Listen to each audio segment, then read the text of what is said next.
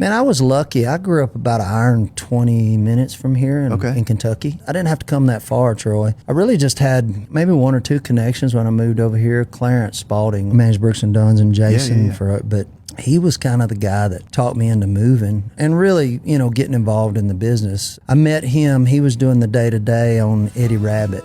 That night after the show, he came up and talked to me and gave me his card.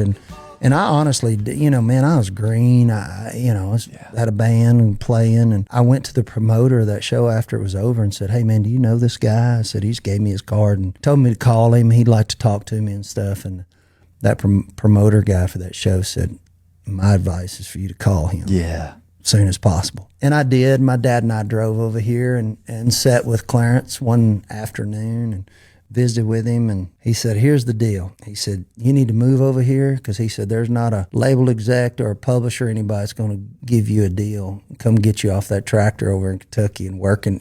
He just said, man, if you want to do it, you got to do it.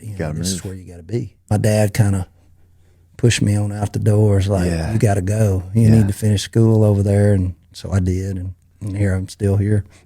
Yeah. I love it.